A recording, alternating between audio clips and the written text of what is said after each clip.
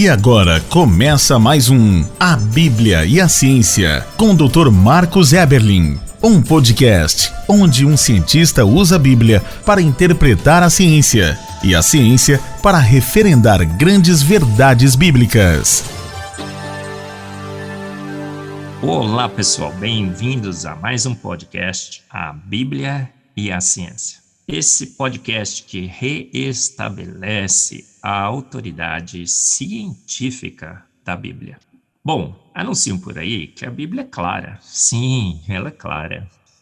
Ela diz claramente, anuncia claramente as verdades que ela propõe anunciar.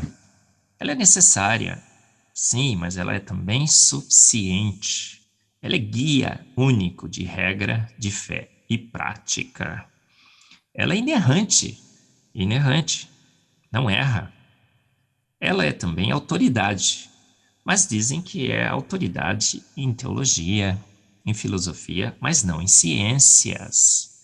Outro dia eu estava escutando um podcast e ouvi essa declaração. Olha, porque não há ciência na palavra de Deus.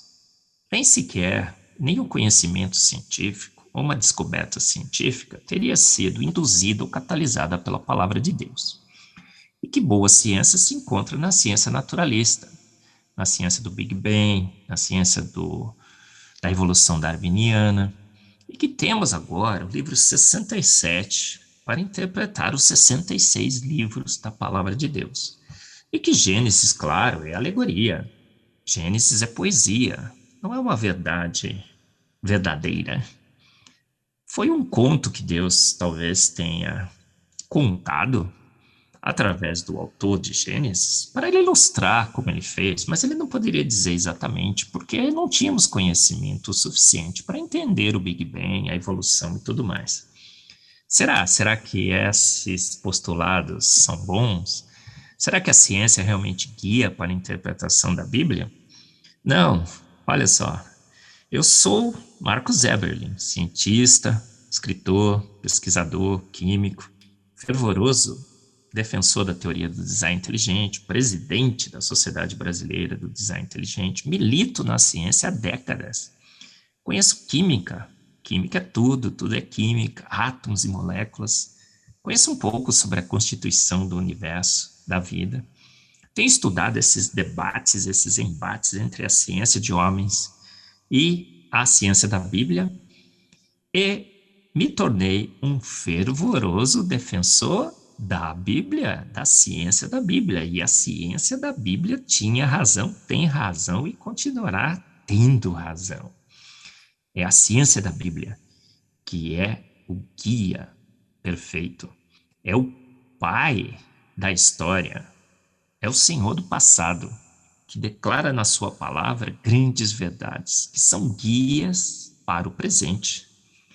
E por que posso declarar isso? Porque milito na ciência, estudei a ciência, estudei a palavra e encontrei na palavra grandes verdades científicas, como que estamos anunciando agora nesse podcast, o número 39. Sabia que a Bíblia já anunciava que o ar tem massa? Sim. Mas você poderia dizer, Marcos, isso é claro que o ar tem massa. Eu aprendi na minha aula de química, de física. Mas, para o homem comum, observando a natureza, muitos acreditavam que o ar não teria massa, seria uma substância etérea, sem massa. Um sentimento que a gente vê, né? O ar batendo nos nossos rostos. E a percepção de que o ar teria massa não é assim tão clara. O meu filho Nicolas outro dia veio para mim e disse, pai, sabia que fizemos um experimento lá no laboratório? Pai, descobri que o ar tem massa. Falei, filho? Enchemos uma bexiga com ar e ela ficou mais pesada do que uma bexiga vazia. Uau, pai, o ar tem massa. Por que ele estava assim tão emocionado? Porque parece que a nossa impressão natural é que o ar não teria massa. Mas em Jó 28:25, a Bíblia já declarava que o ar tem massa. Não precisaria, de fato, o Nicolas ter feito o experimento com as bexigas. Porque Jó 28:25 declara: quando deu peso ao vento e tomou a medida das águas. Deu peso ao vento, deu peso ao ar. A Bíblia já dizendo claramente que o nitrogênio, o oxigênio, o gás carbônico da nossa atmosfera, na proporção certa de 3:1, 100 ppm de CO2 para o efeito estufa, essas moléculas têm massa, são atraídas pela gravidade e realmente, então, têm peso. Se tem massa, se tem gravidade, elas têm peso. Uma grande verdade antecipada pela palavra de Deus. Mas a Bíblia vai além. Ela fala também como que esse ar que tem massa se propaga na terra. Porque em Eclesiastes 1:6, nós lemos: o vento vai para o sul e faz seu giro para o norte. Continuamente vai girando o vento e volta fazendo os seus circuitos. Olha só que magnífico. Para o homem natural, ele vê que o vento sopra para lá e para cá. Mas é muito difícil termos essa ideia global sobre a movimentação dos ventos. Hoje, pelo conhecimento dessas correntes de ar que sopram pelo planeta Terra, sabemos que a descrição da Bíblia está perfeita. O vento sopra para o sul, ele faz o seu giro para o norte e ele dá voltas nos seus circuitos. Sabemos hoje que temos os ventos alísios, os ventos de oeste, os ventos polares de este, que realmente eles dão voltas, circuitos. Há um círculo de volta, de retorno. Os ventos realmente giram em círculos. Não é fantástico? Uma observação extremamente difícil de você fazer sem termos hoje os satélites, monitoramento. Os ventos parece que ventam ao léu, sopram para lá e para cá sem uma direção definida, sem um propósito definido. Mas a Bíblia já antecipou em Eclesiastes 1:6 que eles ventam com uma direção definida para o sul, fazem o seu giro para o norte, continuamente girando, voltando, fazendo os seus circuitos. E sabemos hoje que essa movimentação do ar no planeta Terra é essencial para a vida.